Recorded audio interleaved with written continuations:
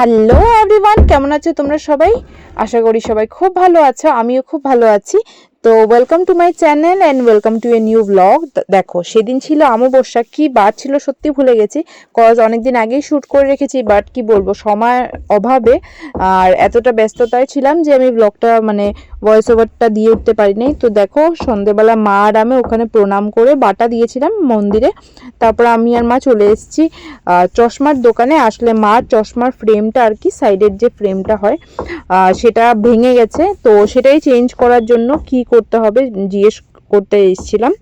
আর তো ওখানে আসার পরে ওরা বলল যে যেহেতু গ্লাসটা কাট করা আছে একটা শেপে, তো জাস্ট ফ্রেমটা চেঞ্জ করলেই নাকি হয়ে যাবে। তো মাকে কয়েকটা ফ্রেম দেখালো ওদের কাছে। এমনি তো চশমা অনেক কি ছিল, বাট সেই শেপের ফ্রেম খুব রেয়ার, দুটো জাস্ট দেখিয়েছিল। একটা তোমাদেরকে দেখালো আমি, জাস্ট বেবি পিঙ্ক কালার, এটা ফার্স্ট জ্যাকেট ছিল।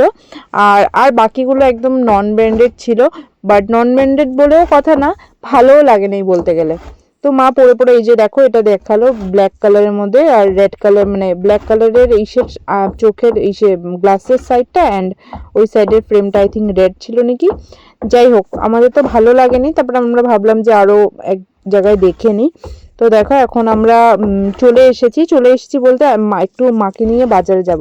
আগে জানো তো ছোটোবেলা মা আর আমি অনেক বাজারে যেতাম, বাট এখন বড় হয়ে যাওয়াই হয় না, কেন কি আমি দোকানেই থাকি সব সময়। এখন আর বাজারে যাওয়ার সেরকম একটা ক্রেজ থাকে না। ছোটোবেলা তো ভীষণ ভালো লাগতো, বাজারে যাওয়ার নাম শুনলেই কি খুশি কি খুশি। তো যাই হোক, তারপরে দেখো আমরা একটা ইমিটেশন যে জুয়েলারি হয় সেই দোকানে এসেছিলাম। অ্যাকচুয়ালি মা একটা ব্যাঙ্গলস ইউজ করছিল আর কি কিছুদিন থেকে।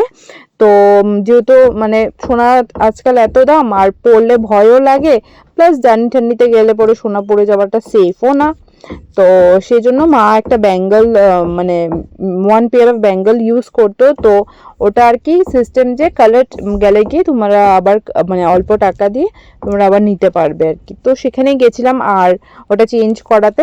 তো যেহেতু মার হাতের মাপ টাপের ব্যাপার আছে, এই জন্য মা আমাকে বলছিল এতদিন থেকে যে তুই করিয়ে নিয়ে আসলে হবে, বাট আমি মাকে বলছি না না তুমিই চলো। তো ওখানে গেছিলাম, আর এমনি এইসব দোকানে গেলে পরে তো একটু এটা দেখতে শিখতে ভালো লাগে। যাই হোক, সেরকম আর কিছু নেই। এই যে ব্যাঙ্গলটা তোমাদেরকে বললাম, এটার পুরো কালার চলে গেছে, জানো তো। অনেক দিনই মা ইউজ করেছে। ফার্স্টের দিকে তো একটু চকচকে মনে হয়, যেহেতু ইমিটেশন একটু বেশি চকচকে থাকে, বাট তোমরা অ্যাটলিস্ট কিছু মাস ইউজ করার পরে, 1 মাস মতন ইউজ করার পর যখন কালারটা একটু হালকা চলে যায়, তখন কিন্তু অতটা বোঝা যায় না কি সোনার কিনা। যাই হোক, যে বোঝার হতো বুঝেই যাবে। তারপরে যাই হোক, ওখান থেকে চেঞ্জ করে মার একটা নাইটি নেওয়ার ছিল আর কি, সেই নাইটিটাও নিল। আর জানো তো আমার ক্যামেরাটা এত ডিস্টার্ব করছে, কি বলবো। তো এই যে এই পার্টিকুলার নাইটিটা দেখছিল একটু ফ্রক প্যাটার্নের। তো মাকে বলছিলাম মা নিতে পারো, কাপড়ের কোয়ালিটিটা খুব ভালো ছিল আর কি, সেজন্য বলছিলাম। বাট মা যেহেতু এরকম হয় না যে একটা মানুষ এই টাইপের কিছু না পড়তে তারপরে আর পড়তেই পারে না। তো অনেকবার মাকে বলার পরে মা নিল না। মা ওই রেগুলার যেরকম মা সবসময় পরে আর কি, যে ফিটটা ওরকম টাইপেরই নিল। আর আমি জানি না, জানো তো আমার ক্যামেরা আজকাল কেন জানি ফোকাস করছে না, জানি না ওই দিন কি হয়েছে আমার ক্যামেরার, এত ব্লার ব্লার ব্লার ব্লার এরকম আসছে। তারপরে তো দেখো, আমি দোকানে যেরকম সবসময় সন্ধ্যাবেলা বসি, ওখানে বসছিলাম আর কি।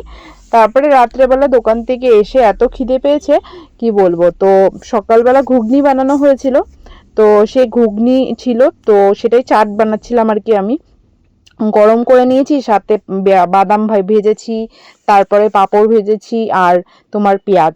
আমাদের এখানে না সেরকম এই যে আমি যে চাটটা বানিয়েছি, এটা যে কোনোখানে গিয়ে খাবো সেরকম এরকমভাবে চাট কোথাও পাওয়া যায় না বলতে গেলে। তো আমি মাঝে মধ্যে একটু তোতলিয়ে যাচ্ছি, প্লিজ বিয়ার।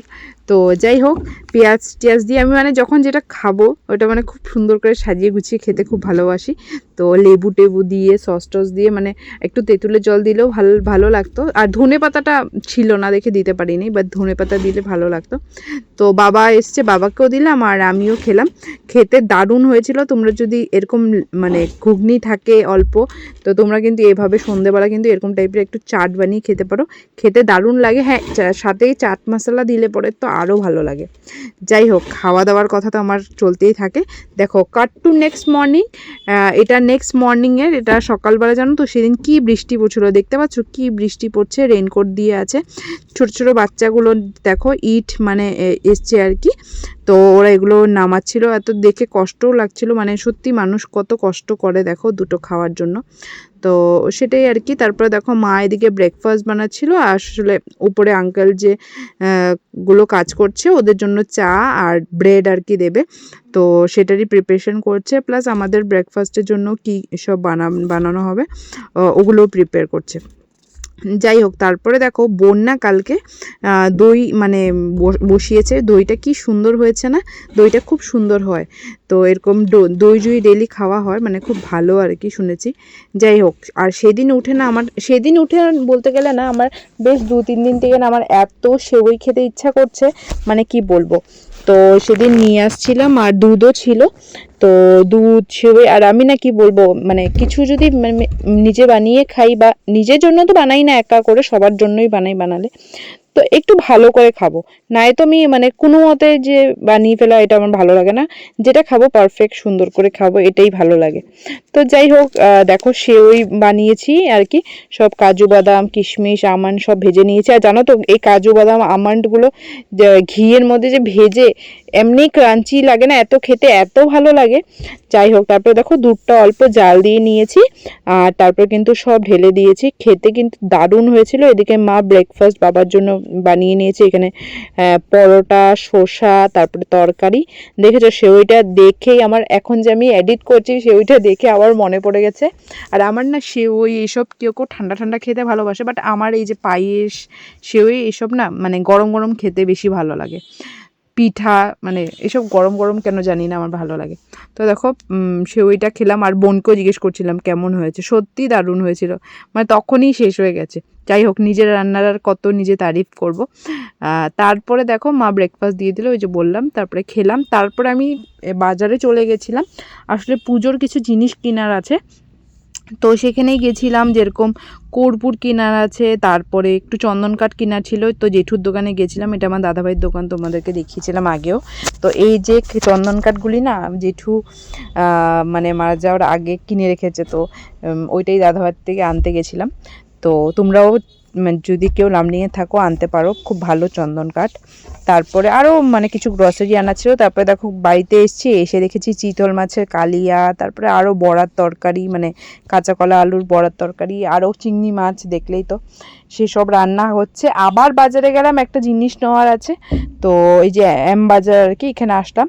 তো যাই হোক, এখান থেকে অল্প জিনিসপত্র কেনাকাটার ছিল, কিনে কেটে তারপরে বাজারে মানে বাড়িতে আসলাম।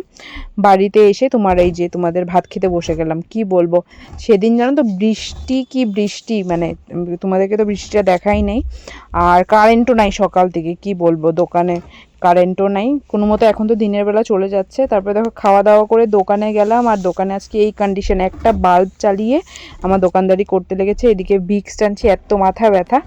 যাই হোক, এই ব্লগটা তোমাদের কেমন লেগেছে জানিও, যদি ভালো লেগে থাকে do like share and subscribe my channel.